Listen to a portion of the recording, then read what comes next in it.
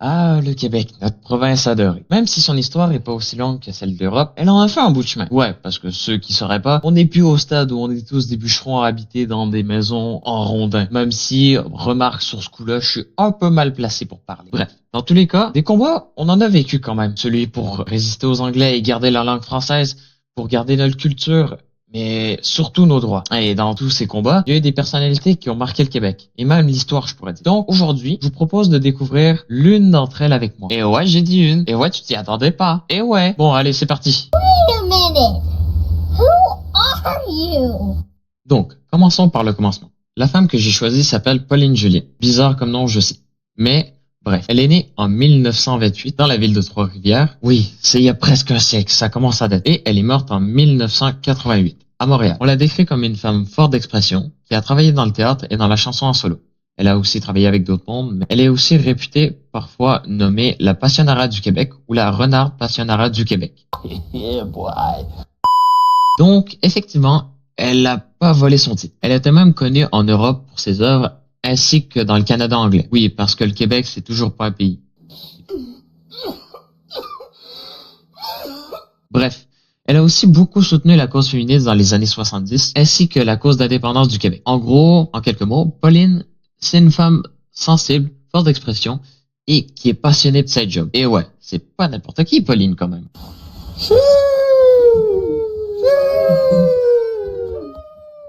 Bon, maintenant qu'on a fini les présentations, on peut passer aux choses sérieuses. Donc, expliquer ce qu'elle a fait dans sa vie et pour mériter toutes ces éloges. Et croyez-moi, elle les a pas volés. Ça, c'est le moins qu'on puisse dire. On commence à peu près en 1950. C'est là que sa carrière a débuté en tant que chanteuse, théâtre, etc. Même si, à cette époque, elle était moins connue. Ensuite, passons directement en 1962 et 63, où elle sort ses deux premiers albums et où elle participe à certaines émissions télé, ainsi que des spectacles avec d'autres chanteurs. Ainsi, à la fin des années 60, son répertoire de chansons, de musique, etc. est composé de chansons et de musique réalisées seulement par des artistes, des auteurs et des auteurs québécois. Et ouais, c'est une chanteuse d'ici et elle marche avec des chansons d'ici. C'est bien, parce que franchement, t'as des fois des artistes qui marchent avec beaucoup des chansons d'autre part. Puis en vrai, c'est vraiment rare, si on veut, de voir des artistes, etc. québécois qui viennent directement d'ici et qui utilisent seulement des trucs d'ici. Sinon, dans la fin des années 70, c'est elle-même qui commence à écrire ses propres textes. Cependant, elle abandonne les spectacles en solo, mais continue avec d'autres artistes. Vraiment, écrire des textes en solo, surtout pour faire des chansons, etc., c'est quelque chose qui est très difficile puis qui a beaucoup de mérite. Je vous invite juste à essayer même d'écrire seulement un poème. C'est déjà quand même assez ardu. Alors imaginez une chanson où vous devez trouver le rythme, etc. Ah bah je vous invite à essayer, hein. On va voir si le succès marche. Finalement, politiquement parlant, elle a soutenu la cause féministe pendant très longtemps, avec certaines manifestations, j'imagine qu'elle a fait des œuvres caritatives, etc. J'ai pas trouvé vraiment plus d'informations sur ce sujet-là. Mais aussi, parlant de manifestations, elle en a fait qui s'opposaient à la loi sur les mesures de guerre. Pour faire court, cette loi a été appliquée quelques fois, en outre pour les deux guerres mondiales, parce qu'on avait besoin de personnel, etc., mais j'y reviens. Et elle est utilisée pour suspendre les libertés civiles et donner au gouvernement fédéral une quasi toute puissance. Ça vous donne un peu l'image du truc. La loi a littéralement été faite pour enlever certains droits fondamentaux aux gens, comme par exemple celle d'avoir un procès équitable si on doit être enfermé, si on a commis un crime, pour avoir le droit de se défendre, un procès équitable. Mais là, comme pour la simple et bonne raison qu'on était en guerre, etc., qu'on manquait de gens, qu'on manquait d'armées, le gouvernement fédéral se réservait le droit de t'enfermer pour aucune raison.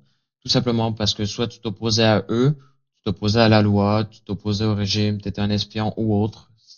Donc, ça donnait au gouvernement fédéral beaucoup de puissance par rapport à ce qu'il serait censé avoir. Pour vous rassurer, par exemple, cette loi n'est plus en vigueur depuis 1970 et elle a été changée en 88 pour adopter une autre loi qui, elle, est beaucoup moins sévère et leur donne beaucoup moins de pouvoir. Bon, juste, j'insiste là-dessus, je suis pas politicien. Niveau juridique, loi, je m'y connais très peu, donc c'est seulement un bref résumé par rapport à ce que j'y trouve. En tout cas, faut croire que Tonton H n'a pas fait que du mal dans son pays et en Europe. Oh, désolé, blague annulée.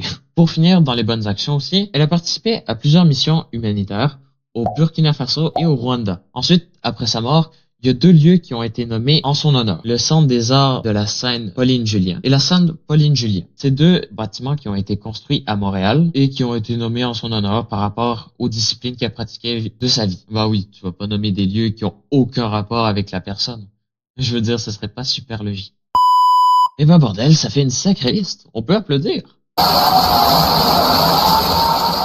Mais bon, après tout, on peut dire que cette femme extraordinaire a laissé une trace dans le combat des droits des femmes, mais aussi dans le domaine qu'elle exerce, le théâtre et la musique. Moi, j'espère que cette vidéo vous aura plu et si ça vous tient à cœur et que vous avez des personnages que vous voudriez que j'aborde sur cette chaîne, n'hésitez pas à poster un commentaire, ça me fera plaisir de le lire et de peut-être faire une vidéo sur le sujet. Qui sait, tout peut arriver. Sachant que de toute façon, il y a plein de personnages historiques ou de personnages actuels même qu'on pourrait présenter parce que leurs actions sont juste magnifiques. Pour le point final de cette vidéo, j'aimerais juste remercier mon prof de CCQ qui m'a permis de la faire, non seulement pour un projet, mais aussi simplement parce que j'en avais envie et qui m'a permis de développer mes compétences. Je lui remercie de sa confiance et de sa compréhension. Bon, sur ce, likez, abonnez-vous, rejoignez le Discord qui est en description et soyez heureux, ça c'est très important. Allez, ciao ciao!